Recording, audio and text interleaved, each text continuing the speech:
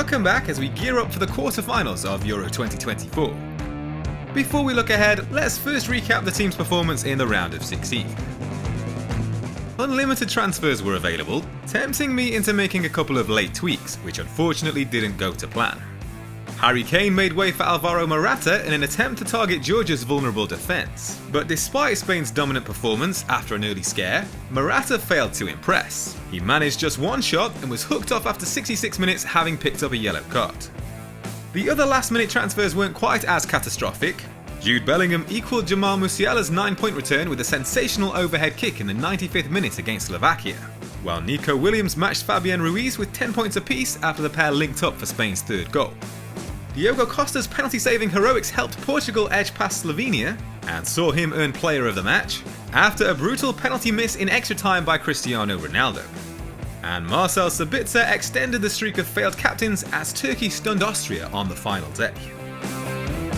The initial plan was to use the wildcard to prepare for the quarterfinals, and I will be sharing a wildcard draft at the end of the video. But with most of the favourites progressing, I'm now leaning towards delaying the chip, and instead making use of the 3 available transfers. Mark Gahey was the first casualty after he picked up a second yellow card of the tournament that will rule him out against Switzerland through suspension.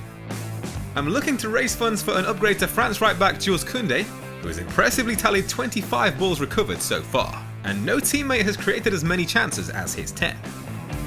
With no easy route to Harry Kane, I'm instead looking to downgrade the misfiring Cristiano Ronaldo to Cody Gakpo, who scored his 3rd goal of the competition as the Netherlands breezed past Romania.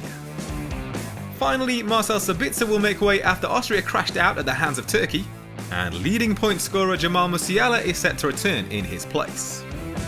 My 2 goalkeepers, Simon and Costa, play on the same day in the next round, but I don't think there's enough upside to playing the wildcard in spite of that.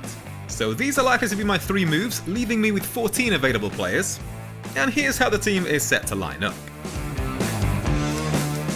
As mentioned, I'll only be able to make use of 1 goalkeeper with my current transfer plans, and I intend to reward Diogo Costa for his standout performance in the last round in the hope he makes some more crucial saves against France, who have been wasteful in front of goal so far, failing to score in open play from 15 attempts on target.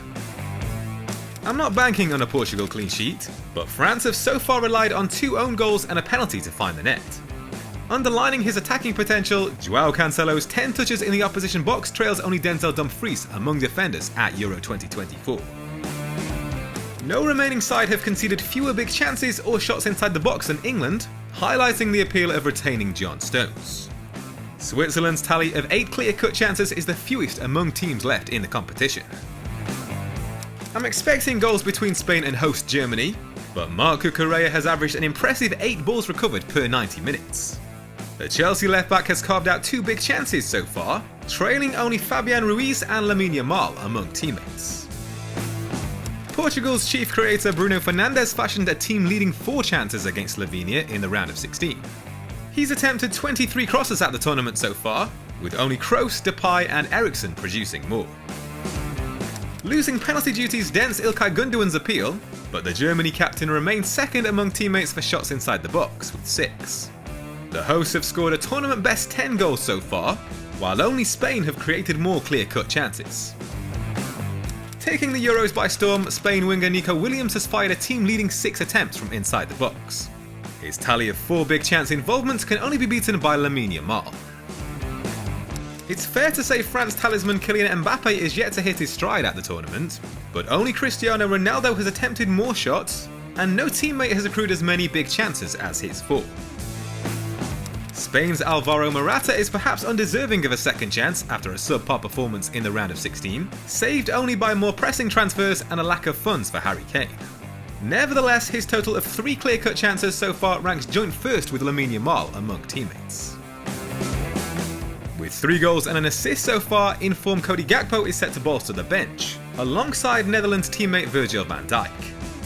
England's saviour against Slovakia, Jude Bellingham has taken a team-leading 22 touches in the opposition penalty box. No midfielder left in the competition has had more. Switzerland have allowed opponents 9 big chances, with only Turkey faring worse among remaining teams.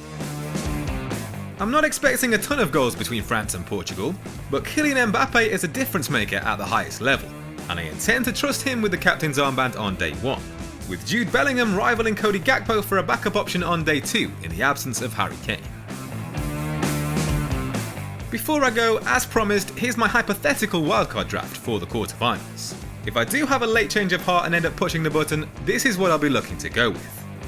The main changes are a different set of goalkeepers, Mannion on day 1 with the option of using Pickford on day 2. Going slightly heavier on England and the Netherlands with Xavi Simons and Harry Kane entering the fray. And Manuel Akanji in there as a hedge against the 4 England players for his ball recoveries. But the concern I have is that there isn't a significant upside to this team over my current squad to justify the risk of losing a considerable number of players if the likes of Portugal, Switzerland or Turkey progress, which isn't out of the question in my opinion.